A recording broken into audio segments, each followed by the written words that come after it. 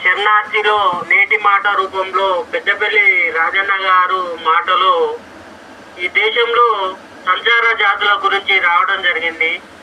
ఈ దేశంలో సంచార జాతుల బతుకులు ముఖ చిత్రం ఇంత ఘోరమా? ఈ సమాజంలో ఇలాంటి జాతులు ఉన్నట్టు బహుశా చాలా మందికి తెలియదేమో. కొన్నేళ్ళు ప్రభుత్వాలు ఇలాగే మౌనవ్రతం చేస్తే ఒకప్పుడు ఈ దేశంలో 20 కోట్ల సంచార జాతులకు సంబంధించిన ప్రజలు ఉండేవారని రేపటి చరిత్ర పేజీలో రక్త మరకలతో అక్షరాలను రాసుకోవాల్సి వస్తుందేమో. ఇలాంటి జాతులకు ఇప్పటి వరకు స్థిర నివాసం లేకుండా రాజ్యాంగ ఫలాలకు దూరంగా దుర్భరమైన జీవనాన్ని కొనసాగిస్తున్నారు. ప్రభుత్వాలు మాత్రం కేవలం ఈ సంచార జాతులను ఓట్లేసి బుద్ధిజీవులుగానే చూస్తున్నారు.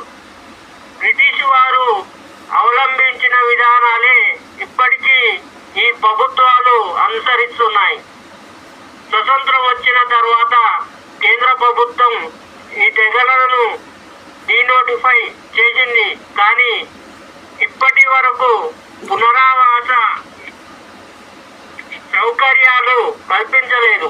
ఈ దేశానికి ఎక్కడి నుంచో దోచుకోవడానికి వచ్చిన వారు మాత్రం స్థానికులుగా చిరమణి అవుతున్నారు.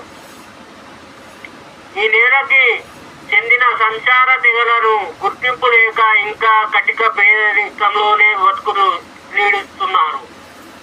పెద్దపల్లి రాజన్న గారికి ధన్యవాదాలు.